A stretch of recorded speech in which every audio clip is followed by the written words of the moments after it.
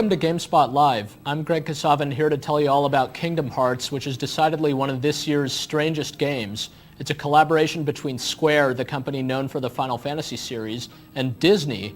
These two things really couldn't be too much further away from each other. On the one hand, you've got the brooding and kind of self-important characters of Final Fantasy, and on the other hand, you've got these light-hearted Disney characters like Donald Duck and Goofy. Suddenly, they're all together in one game. It's a strange concept that at times is about as strange as it sounds, but the game itself is a fairly standard action-adventure that can be a lot of fun, especially to look at and just to explore. So those interested in the concept will no doubt be glad to hear that Kingdom Hearts, for the most part, lives up to its promises of bringing these two interesting worlds together in a somewhat understandable fashion.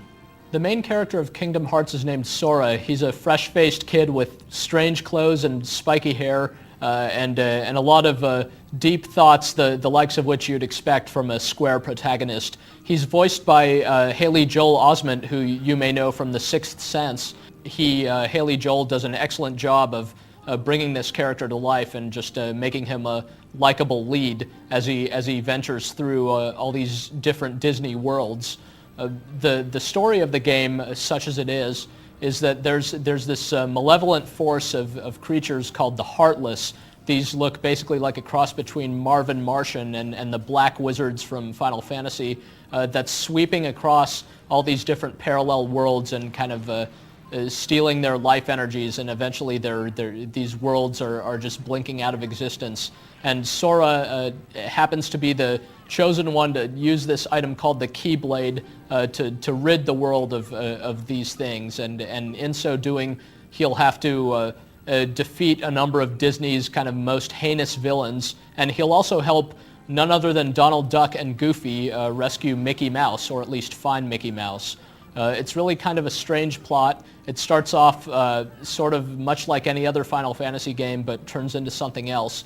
And unfortunately, the plot sometimes falls by the wayside as you explore the game's different worlds that are based on movies like Aladdin and The Little Mermaid. Sometimes the game will just turn into kind of an abridged version of those movies in favor of its own original story. So you'll just help a character like Ariel from The Little Mermaid kind of free her land from the evil sea witch Ursula, and then you'll go back to the main plot.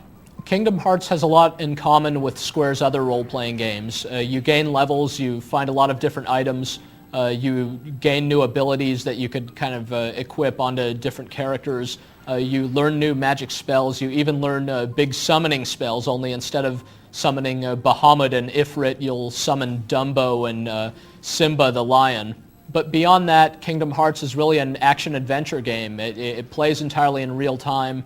You fight a lot of monsters, and you do this mostly just by hammering on the attack button until you slash them down into nothingness. Basically, there's just a lot of action as you run around from scene to scene, and in between going to different areas, you'll fight various bosses. So though the game has a lot of cutscenes and a lot of story sequences, it's really structured like a standard action-adventure, and it plays pretty standard too. The actual gameplay is pretty fun. There's some platforming elements as you'll have to jump from area to area, and just a lot of different enemies to fight. The Heartless come in a wide variety of shapes and sizes, although you'll only fight a few types in any given area.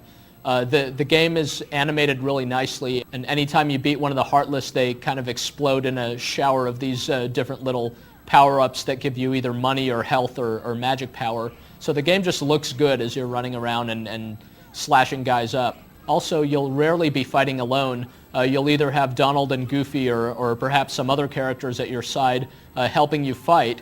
Although these guys just serve mostly to absorb some of the damage you might otherwise take, it's nice to have company. The gameplay does have some problems. The default camera is supposed to automatically center on Sora so that it's putting you in a clear perspective at all times. But whenever you get up against obstacles or when you round corners and so forth, it kind of gets all wacky, and you'll quickly want to switch over to the manual camera controls.